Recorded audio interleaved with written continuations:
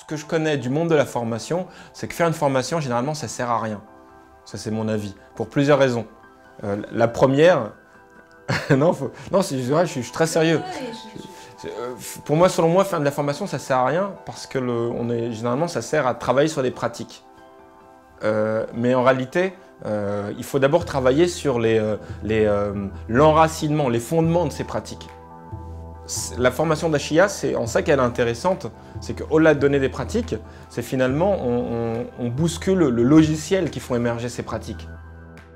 Je crois que c'est la plus belle formation, la plus intéressante que j'ai faite dans l'ensemble de mon parcours, parce qu'on prend le temps, avec une exigence intellectuelle aussi, de faire le tour d'un problème, qui est celui de la discrimination et celui du racisme notamment.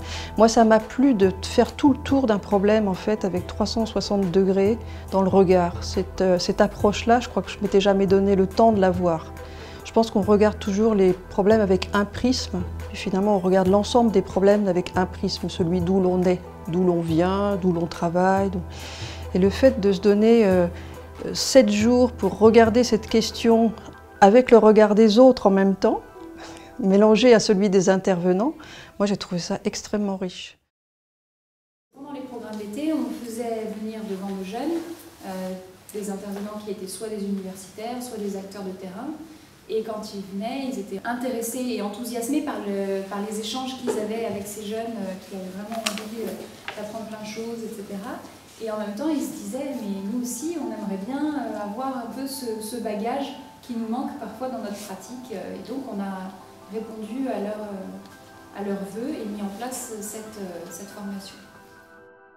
La nation, elle n'est pas liée par une histoire culturelle ou liée à une ethnie, qu'on a plus dans la tradition allemande par exemple, mais elle est véritablement liée à un pacte que font les citoyens, ce qu'on appelle le contrat social. On ne peut pas comprendre une lutte contre les discriminations si on ne comprend pas les fondements de la société. Donc c'est un tout en fait. Il faut comprendre ce qui s'est passé avant pour arriver à analyser ce qui se passe maintenant et de quoi on parle. Je voudrais que vous preniez donc une feuille et que vous mettiez sur papier, on en parlera après, qu'est-ce qu'un noir pour vous? Qu'est-ce que c'est qu'un noir? Un noir avec un N majuscule. C'est une première question. Ah ouais, c'est interactif. Oui.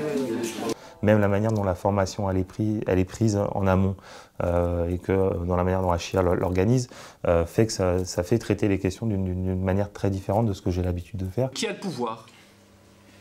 Qui a le pouvoir, voilà, de définir? Qui a le pouvoir de dire qu'est-ce qu'un jeune des quartiers populaires? Qui a le pouvoir de le mettre en image?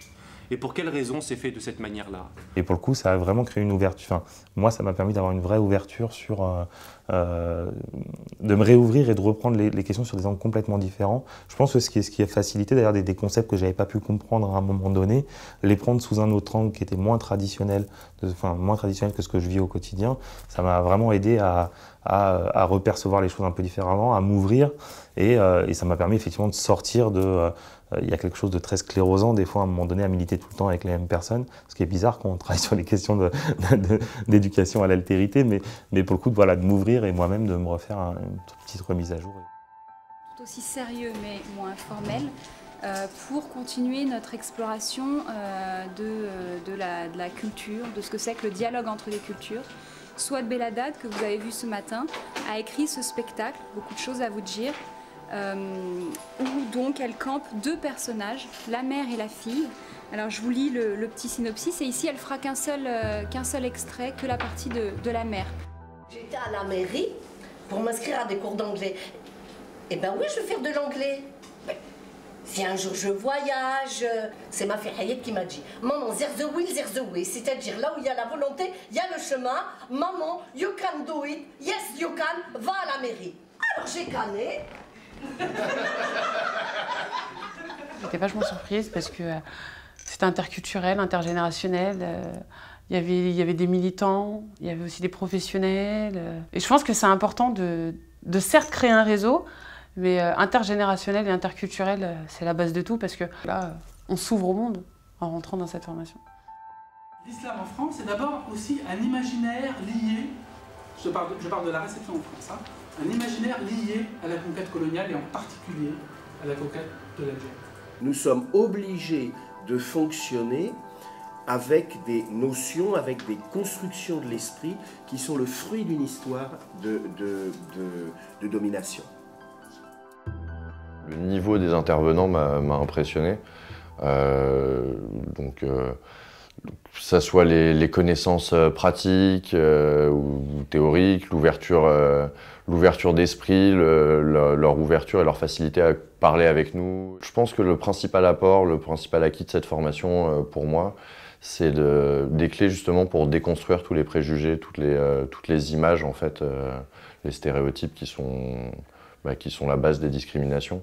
Donc avoir des connaissances beaucoup plus approfondies pour comprendre la formation de ces préjugés et leur incidence en fait sur le quotidien des gens, tout simplement.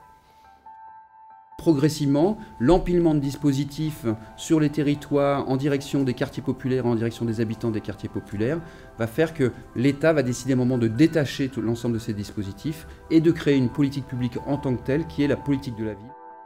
En fait, ce qui m'a principalement intéressée au niveau vraiment des contenus théoriques et des problématiques, j'avais déjà une connaissance.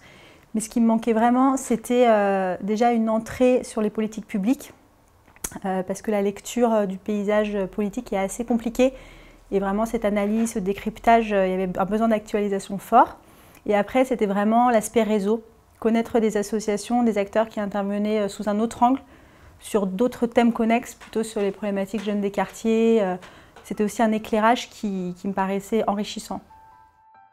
Quand on fait de la recherche sur le terrain, il manque toujours un lien en fait.